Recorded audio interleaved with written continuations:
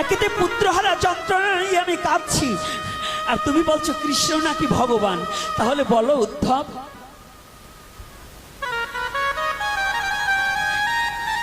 যদি কৃষ্ণ সত্যি ভগবান হয়, এতদিন কেঁদেছিলাম পুত্রহারা যন্ত্রণায়, আর তোমার কথা মতো কৃষ্ণ যদি সাক্ষাৎ ভগবান হয়, তাহলে আজ আমি ভগবানকেও হারিয়ে ফেলেছি। বলো, আমার মতো দুঃখী কি আর এই বিশ্ব জগতে আছে, যে আজ আমি ভগবানকেও হারা হয়ে গেলাম? তবে অহংকারটা কি, কাছে ভগবান থাকলেও চেনা যাবে না। এর মধ্যে না জানি কোনজন শুদ্ধ বৈষ্ণব আছে, বৈষ্ণব চিনিবার দেবতার নাই শক্তি, বৈষ্ণব চিনেছে হরার পার্বতী।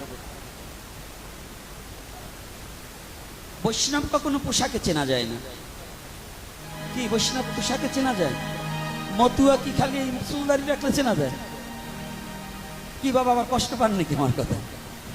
আমার ভালো লাগছে আপনাকে দেখে, কিন্তু আমার খুব আনন্দ হচ্ছে। তাহলে আমাদের পোশাক আর শাস্ত্র জানলো বহুত বিদ্যান, এতে ভগবত প্রেম উপলব্ধি করা যাবে না। আগে শুদ্ধতা আছে কিনা, সুচিতা আছে কিনা। তবে আমাদের আবার কিছু দোষ আছে, দোষেরটা আগে বলি, গুণেরটা পরে বলবো। ভগবানের কথাও বলতে হবে, নিজেদের সংস্কারের কথা বলতে হবে। সংস্কার না করলে পরে সনাতন ধর্মের এখন যা পরিস্থিতি, এরা মাঝে মাঝে বাবার নামও পাল্টাই বলতে চায়।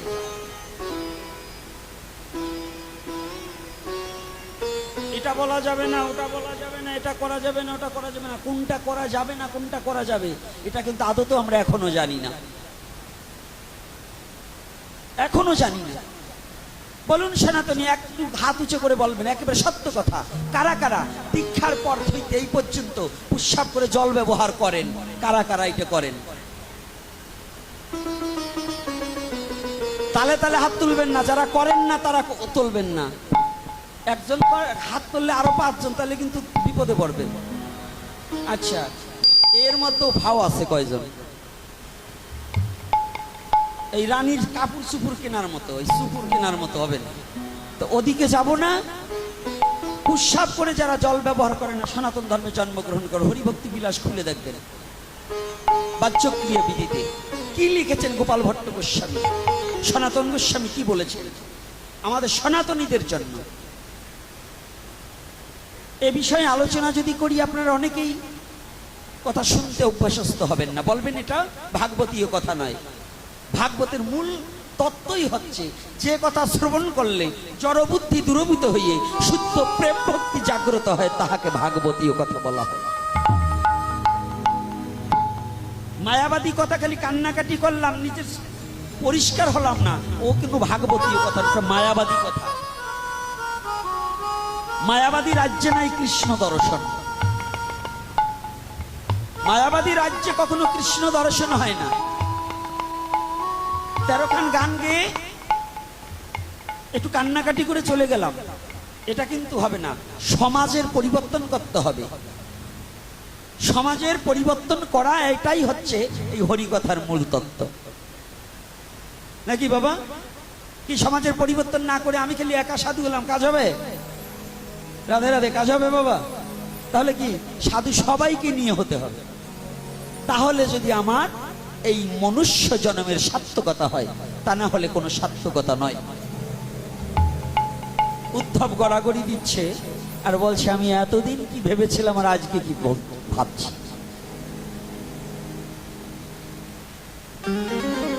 এজন্য ভাগবতে একটা কথা বলছে, ঈশ্বরের কৃপালেশ হয়তো যাহারে, সেই সেই ঈশ্বর তত্ত্ব বুঝিবারে পারে। এতদিন উদ্ধব ওই দেশে প্রবেশ করতে পারে।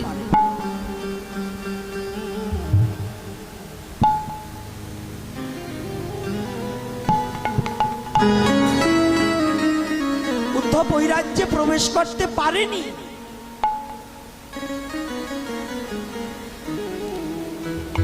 উদ্ধব গড়াগড়ি দিচ্ছে।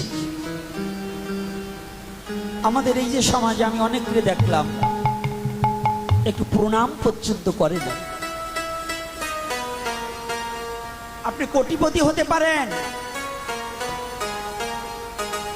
একজন ভাগবত ভক্তের কাছে আপনি কিছু নন।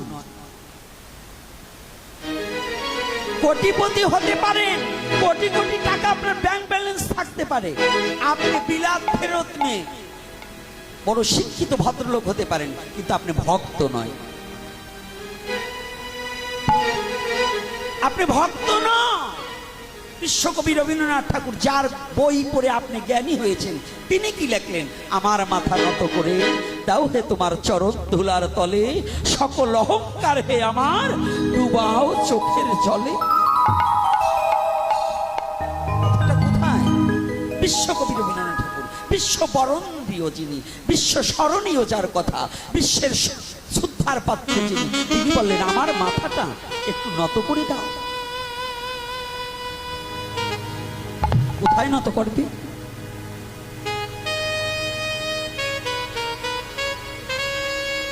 জানি আজ অহংকারের আসনে বসে এই মালা তিলক পরে এই আসনটা দিয়েছেন আপনারা, এখানে বসে আমি কত বড় অহংকারী হয়েছি জানেন? এই যে এসে বসেছি, কিন্তু আপনাদের মতো সাধুগুরু বৈষ্ণবের চরণ ধুলি নেওয়ার মতো ভাগ্য আমার হয় না।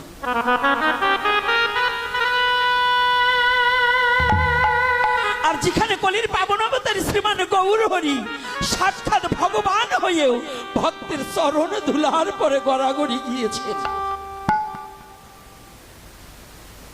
আর আমি অহংকারী হয়ে ভগবানকে চিনতে পারি, ভগবানের ভক্তকে চিনতে পারছি।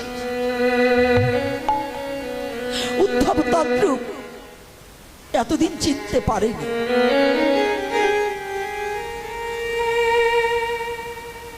উদ্ধব করজোরে বিনয় করে বলছে, কৃষ্ণ তুমি কেন কেন তুমি তুমি এতদিন কেন ব্রজের জন্য কেঁদেছো? আমি এতদিন বুঝতে পারিনি, আজ আমি বুঝতে পেরেছি। আমি বৃহস্পতির শিষ্য হয়েও এই ব্রজের পশু পাখির চরণের ধুলার সম কেন আমি অর্জন করতে পারি না।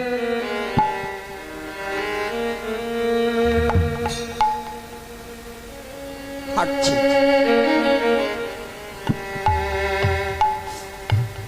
কৃষ্ণ বলেছে পিতার কথা মাতার কথা আগে যাই।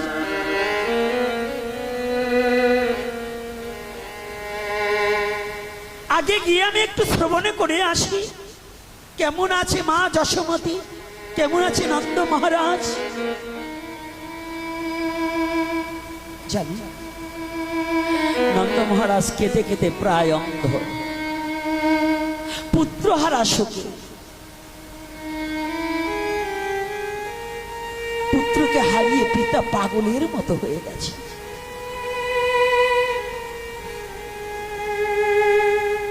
বিশ্ব জগতে পুত্রহারা যন্ত্রণা যার হারায়নি সে জানবে না। নন্দ মহারাজের আজ পুত্র হারিয়েছে, কেঁদে কেঁদে প্রায় অন্ধ, আর মাঝে মাঝে গোপাল গোপালনি প্রতিদিন আমি গোধন চড়াইয়ে যখন সন্ধ্যায় ফিরে আসতেম, তুই বাদা দুখানা এনে আমার চরণের কাছে তুলে দিতি। আর কে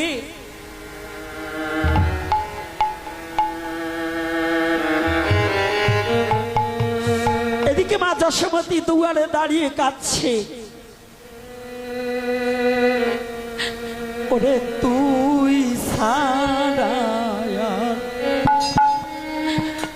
আরে কে বায়াছে রে,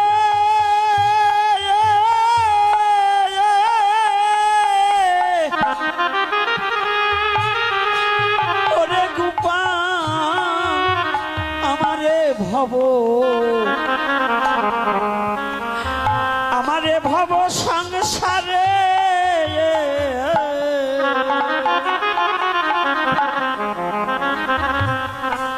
ওরে তুই আমার বুক চিরা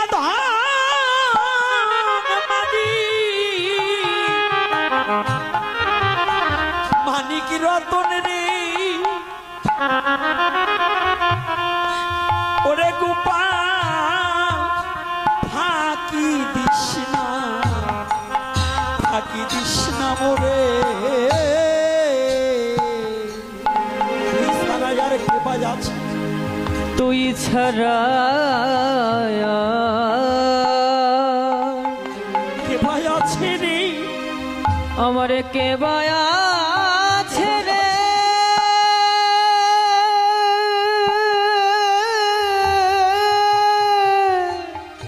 আমার এ ভব ওরে গোপাল এ ভব এ ভব সংসারে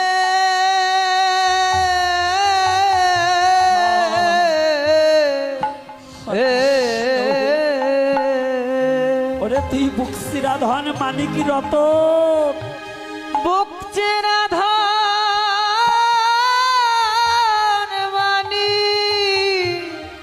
মানিকি রতন মানিক রতন রে, ওরে গোপাল ফাঁকি দিস ফাঁকি দিস না, ফাঁকি দিস না মোরে,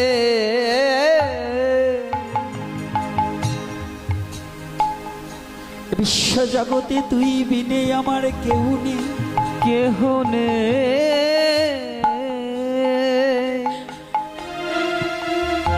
আমার এ নিশি দুঃখের নিশি তো আর অবসান হয় না, হয় না,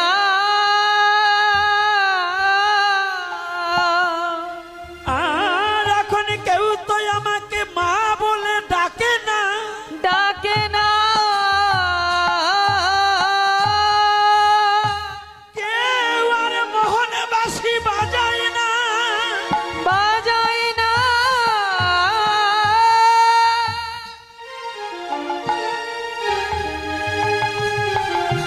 আয় আয় ছুটে আয়, আয় গোপাল, অভিমান করেছিস মায়ের প্রতি, পাগলের প্রলোভ বলছি, মাঝে কত বড় জিনিস, সন্তানের মুখ না দেখলে প্রকৃত মাঝে জানেন। হে যুবক বাবারা, এ কথাটা আমার একটা কথা মনে পড়ে গেল,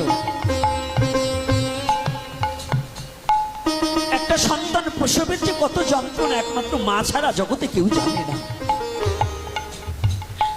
এত যন্ত্রণার পরেও মা যখন ওই বাচ্চার কান্নার আওয়াজ মায়ের কানে যায়, মা পৃথিবীর সমস্ত দুঃখ ভুলে যায়, বাচ্চাটাকে বক্ষে জড়িয়ে ধরে তার যন্ত্রণার কথা ভুলে যায়, যন্ত্রণার কথা মনে থাকে শুধু সন্তানের একটু কান্নার আওয়াজ, আর ওই সন্তানে যখন মা বলে ডাকে তখন মায়ের কত আনন্দ, কত কত প্রেম। আমাদের সমাজে ভাগবত হচ্ছে বেশি, নাম কীর্তন হচ্ছে বেশি, সাধু হচ্ছে বেশি, কিন্তু জানেন আমাদের সমাজে আর একটা দোষ হয়ে গেল। আগে 4 ভাই 5 ভাইকে নিয়ে এক অন্নে খেত, আর এখন সন্তান তার মা বাবাকেই খেতে দেয় না, সন্তান তার মা বাবাকেই খেতে দেয় না। এই দেখুন কি ইতিহাস, বাস্তব ঘটনা, এই 4-5 দিনের ঘটনা। পলাশ সাহা কোটালীপাড়ায় কত আশাসুখে বিবাহ করেছে, বিয়ে করেছে কি মার বউয়ের মধ্যে দ্বন্দ্ব বেঁধে একটা এসপি ছেলে তার প্রাণ হারাতে হলো নিজে বুলেটের গুলি নিয়ে। এই কোটালীপাড়ার ঘটনা, রাধাগঞ্জের ঘটনা, ঘটে নাই? সত্য না মিথ্যা? সমাজ আজ কোথায়? ও নারী জাতি, যে মেয়েটা আজকে হয়তো সে রূপবান আছে, সে আর একটা ছেলেকে বিবাহ করতে পারবে, কিন্তু ওই যে জনম দুঃখী মা, তোমাকেও বলছি ও মা, এই দ্বন্দ্বটা করে আজকে তোমার বুকটা খালি হয়েছে, আর কোনোদিন কি পলাশ তোমাকে মা বলে ডাকবে? ডাকবে বাবা? তাহলে কোথায় আমরা রূপ নিয়েছি? ভাগবত যতই দিচ্ছি, যদি ভাগবত এত দেই তাহলে এত মা বাবা কাঁদে কেন? এত নামযজ্ঞ বাড়ছে, ধার্মিক বাড়ছে, কিন্তু ধর্ম বাড়ছে না। ধার্মিক বাড়ছে কিন্তু ধর্ম বাড়ছে না। ভক্ত বাড়ছে কিন্তু ভক্তি বাড়ছে না। শুধু যুক্তি আসছে কিন্তু ভক্তিটা হারিয়ে যাচ্ছে আমাদের কাছ থেকে। শুধু যুক্তি তর্কটা আছে। আমি বলতে চাই, ধর্মটা মানুষকে বাঁচতে শিখায়, ধর্মটা মানুষকে অমানুষ থেকে মনুষ্যত্বে পৌঁছানো শিখায়। ধর্মটা ধারণ করলে পশুত্ব স্বভাব দূরীভূত হয়। সেই ধর্ম যদি আমরা পালন করি, সেই ধর্মের মানুষ কি এই ধর্ম করছি, যার হৃদয়ে ধর্ম আছে, সে কোনোদিন কোনো মানুষের প্রতি অত্যাচার করতে পারে না। পারে? ধাক্কা দাও, ওটা মরিয়ে গেছে।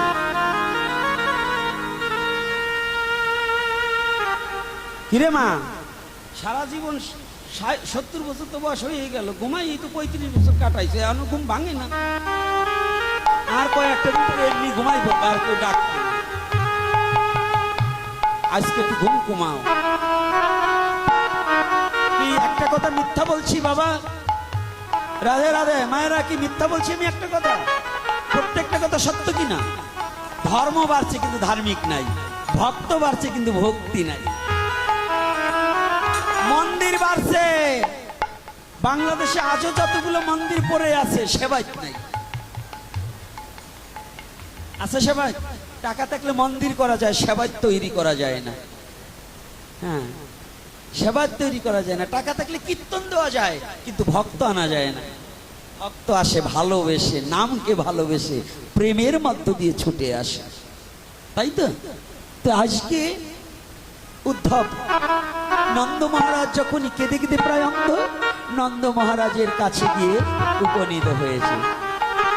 আবছা আবছা দেখতে পাচ্ছে নন্দ মহারাজ, কৃষ্ণের মতোই তো দেখায়, সেই চূড়া, সেই পোশাক, চেহারাটা তোমার কৃষ্ণই। ও নন্দ মহারাজ বসা ছিল, দাঁড়িয়ে গিয়ে, গোপাল বাবা, আমার কথা মনে পড়েছে? আয়, এতদিন পরে তুই এসেছিস বাবা, এতদিন পরে আমার কথা মনে পড়েছে।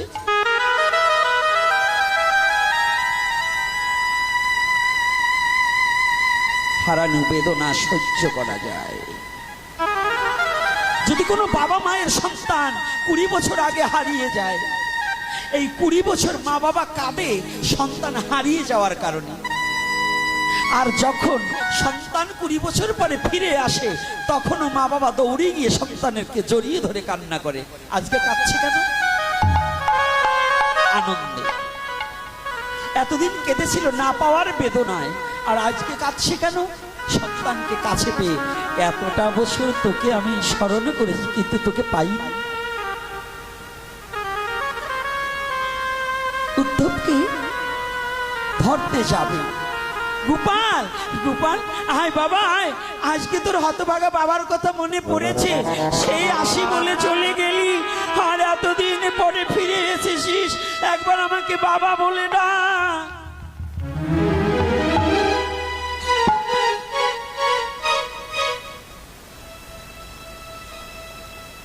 শুধু যখন জড়িয়ে ধরবে, উদ্ধব বলছে, মহারাজ আমি আপনার ছেলে। না শব্দ বলতে পারেন,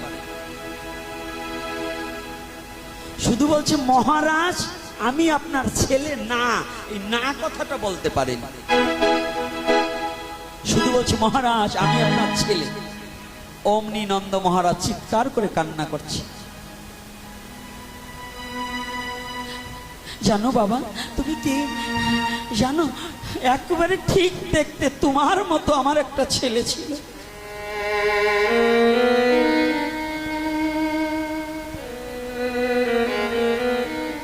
ঠিক তোমার মতো দেখতে। যদি কোনো মা কোনো বাবার ছেলে মারা যায়, যদি ঠিক ওই রকম চেহারার একটা ব্যক্তিকে দেখতে পায়, তার সেই নিভানো আগুন জ্বলে ওঠে না? কি জ্বলে উঠে কিনা? নন্দ মহারাজের চিত্তটা একেবারে খুব যন্ত্রণা, ভক্তিভূত, যেন বাবা জড়িয়ে ধরেছে তোমার মতো দেখতে, একেবারে অবিকল তোমার মতো। এখন জোরে জোরে কান্না করছে।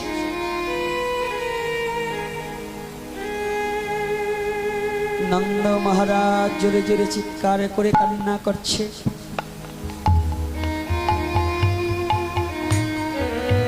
জোরে জোরে যখন কান্না করছে, উদ্ধব মনে মনে চিন্তা করছে, আমি পণ্ডিত ব্যক্তি, আমি একটু সান্ত্বনা দিই।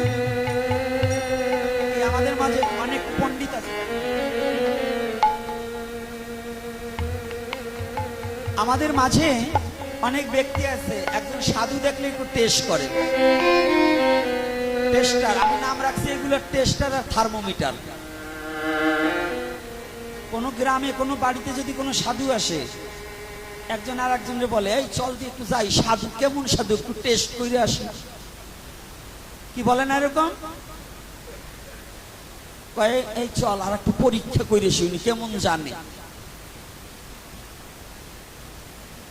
আচ্ছা বলুন তো, এই ভক্ত দুইজনের নাম রাখছি, একটা থার্মোমিটার আর একটা টেস্টার। টেস্টার দিয়ে কারেন্ট চেক করে, আর থার্মোমিটার দিয়া জ্বর মাপে না।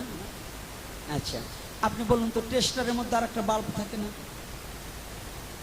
আচ্ছা আপনি হোল্ডারের মধ্যে টেস্টার ঢুকাই দিলেন, কিন্তু ভাবলেন যে কারেন্ট নাই, ওই টেস্টারের ভিতরে বাল্ব কাটা।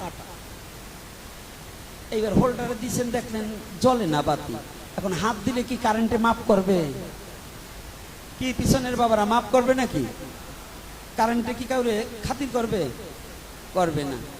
আচ্ছা আপনার ছেলের জ্বর হয়েছে, থার্মোমিটারের মধ্যে পারদ আছে, তো মনে করেন দৈব দশায় পারদটা নষ্ট হয়ে গেছে। ছেলের জ্বর 108, থার্মোমিটার বগলের তলায় দিয়া আধা ঘন্টা চাপে ধরে দেখলেন না 92 আছে কিংবা 98 আছে, ছেলের জ্বর নাই, কিন্তু এদিকে ছেলের কিন্তু দফারফা সারা। বলেন তো কেন? থার্মোমিটারে যদি পারদ না থাকে তাহলে জ্বর যেমন চেনা যায় না, টেস্টারের মধ্যে যদি বাল্ব না থাকে তা যেমন কারেন্ট বোঝা যায় না, তদ্রূপ তোমার মধ্যে ভক্তি না থাকলে কোনোদিন কোনো বৈষ্ণব সাধুকে চিনতে পারবা না।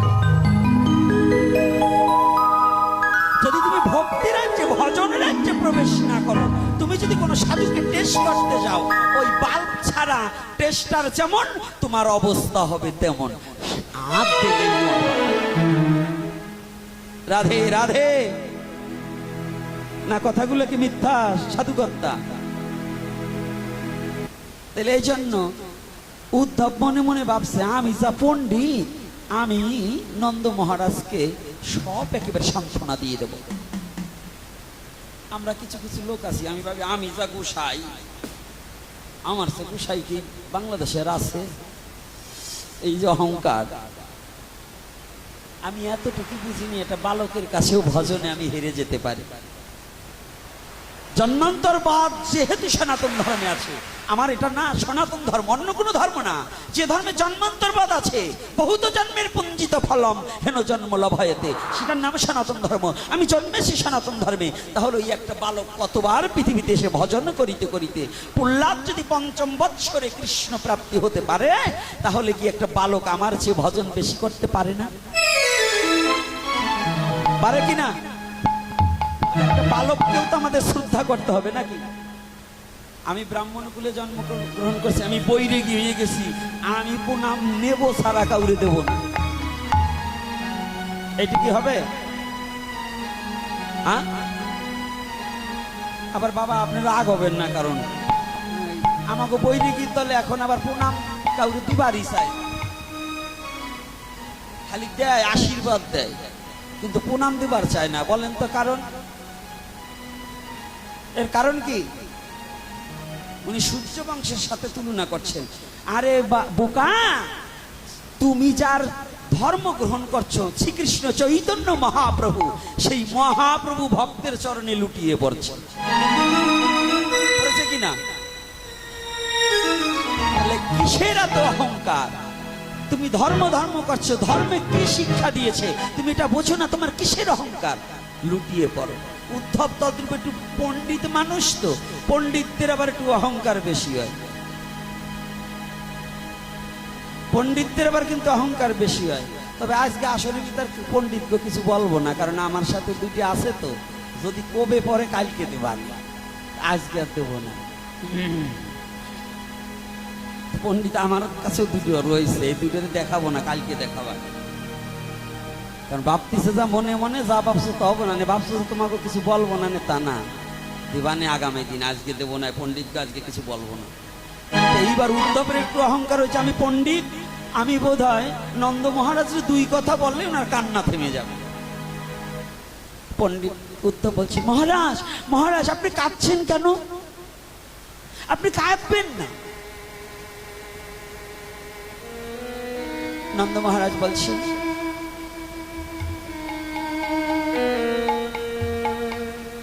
একই উদ্ধব, তুমি একটু আগে আমাকে পরিচয় দিয়েছো, তুমি বৃহস্পতি শিষ্য পণ্ডিত উদ্ধব। আমার পুত্রহারা যন্ত্রণা, আমার পুত্রহারা তোমাকে দেখে আরো আমার দাউ দাউ করে জ্বলে উঠেছে। আর আমার এই পুত্রহারা যন্ত্রণা, আমি কাঁদবো না। তুমি তো বাবা হওনি, আমি বাবা হয়েছি, পুত্রহারার কত যন্ত্রণা আমি জানি। অবিবাহিত মেয়েকে যেমন প্রসব বেদনা জিজ্ঞাসা করলে সে বলতে পারে না, তদ্রূপ তুমি তো বাবা হওনি, তুমি বাবার মর্মতা বুঝতে পারবে না। তবু বলছে, মহারাজ আপনি যার জন্য কাঁদছেন সে তো আপনার পুত্র না।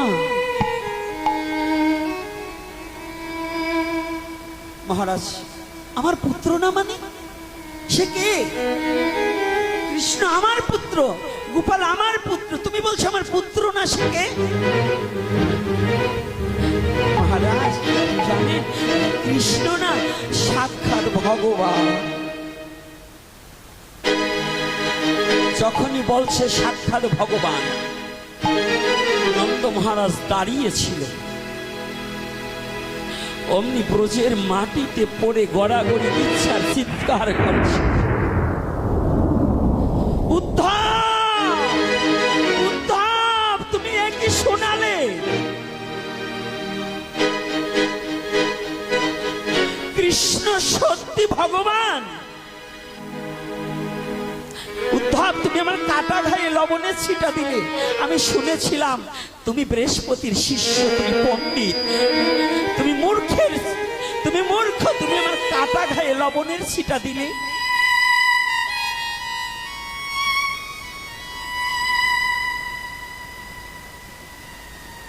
এতদিনে আমার একটা শোক ছিল, আমি এতদিন জেনেছিলাম কৃষ্ণ আমার পুত্র, পুত্র আমি হারিয়েছি, আমি পুত্র শোকে কাতর ছিলাম।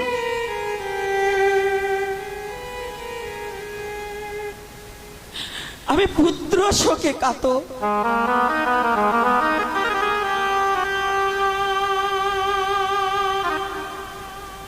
আর তুমি বলছো কৃষ্ণ নাকি সাক্ষাৎ ভগবান?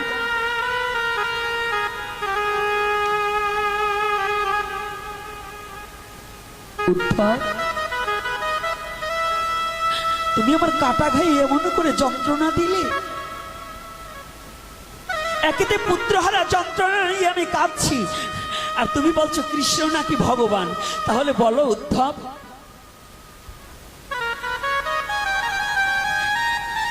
যদি কৃষ্ণ সত্যি ভগবান হয়, এতদিন কেঁদেছিলাম পুত্রহারা যন্ত্রণায়, আর তোমার কথা মতো কৃষ্ণ যদি সাক্ষাৎ ভগবান হয়, তাহলে আজ আমি ভগবানকেও হারিয়ে ফেলেছি। বলো আমার মতো দুঃখী কি আর এই বিশ্ব জগতে আছে, যে আজ আমি ভগবানকেও হারা হয়ে গেলাম?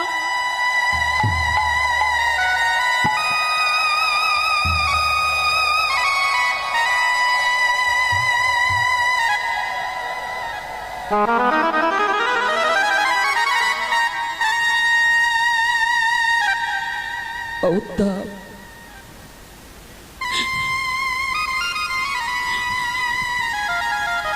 আমি যমুনার জলে প্রাণ ত্যাগ করব, কেন জানো? যে জীবনে পুত্র হারা শোক সইতে পারতেম, যে মনুষ্য জীবনে ভগবানকে হারা হয়ে থাকতে হয়, আমি পেয়েও আমার ভগবানকে আমি হারিয়ে ফেললাম, পেয়েও আমার ভগবানকে আমি ধরে রাখতে পারলাম না।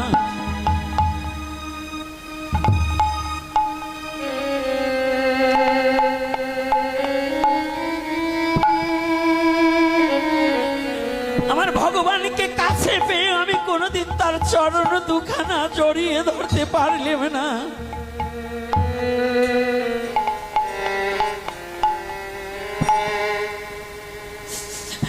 উদ্ধব রে, আমার ভগবানকে পেয়েও আমি কোনোদিন আমার এই দেহখানা তার চরণে চির জন্মের মতো বিকিয়ে দিতে পারলাম না।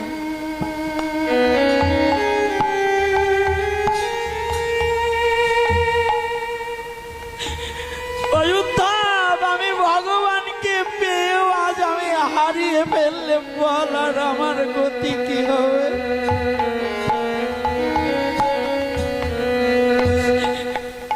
এইভাবে কৃষ্ণ বিনে আমার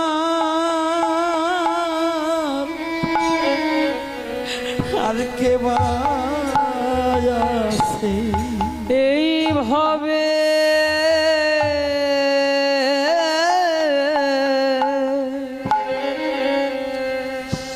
ভাবে কৃষ্ণ বিনে আমার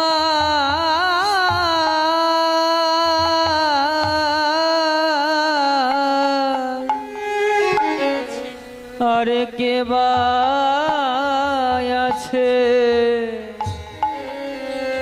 ওরে বলো এখন আমি ওরে যাব কার কাছে?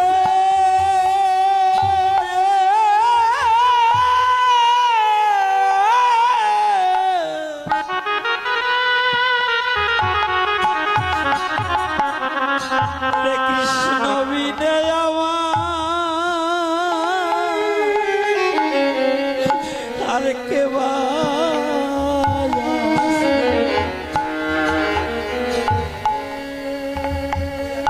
এখন আমি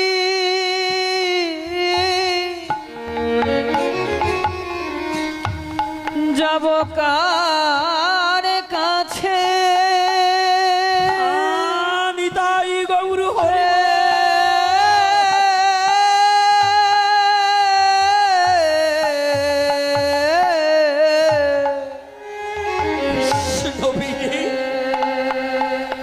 কৃষ্ণ বিনে আমার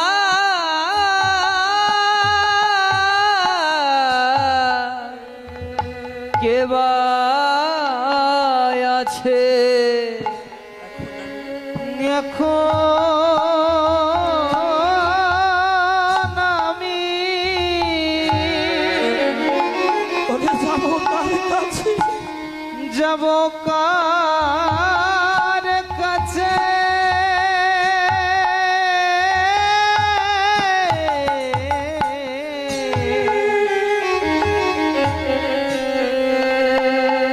কৃষ্ণ বিনে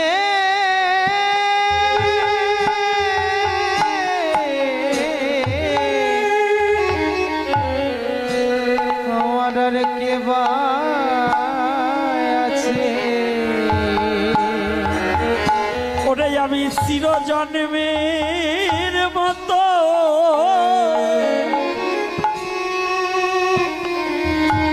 ওরে কৃষ্ণ হারা হলো।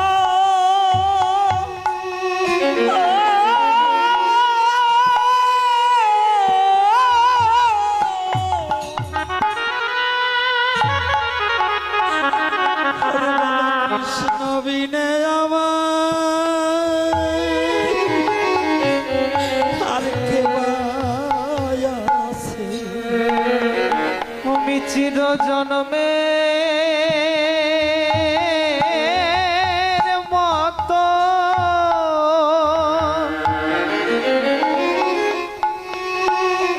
কৃষ্ণ হারা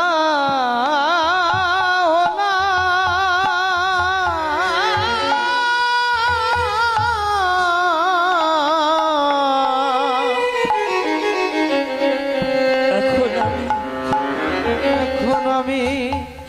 যাবো কার কাছে? কৃষ্ণ বিনে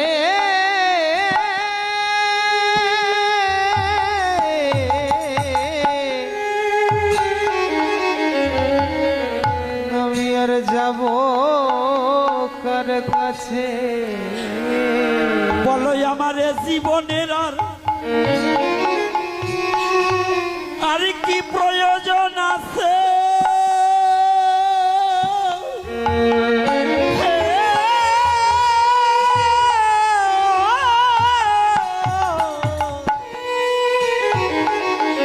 আমার কৃষ্ণ বিনে আমি আর যাব কার কাছে? আমার জীবন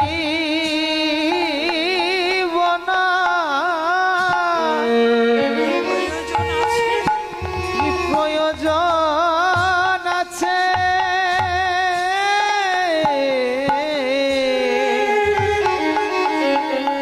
ওই কৃষ্ণ বিনে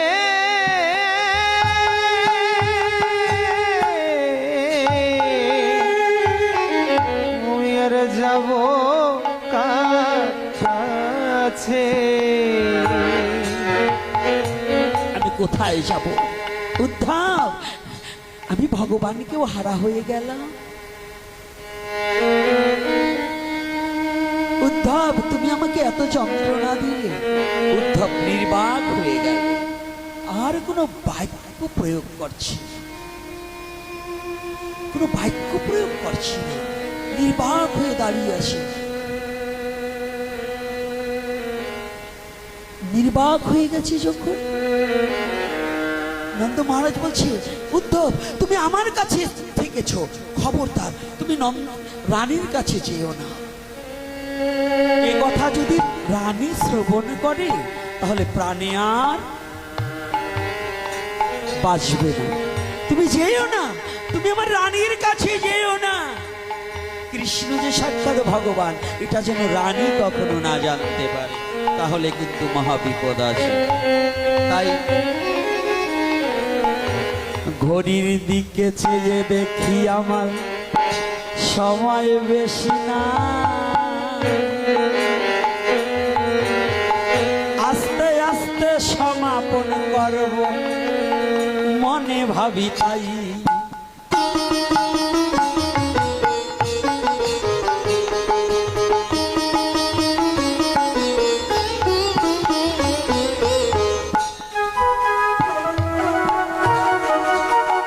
ভক্তি রাজ্যে না পৌঁছালে ভগবানকে চিনা তো যায় না,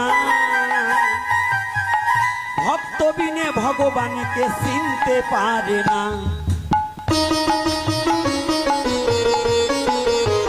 রাধে রাধে।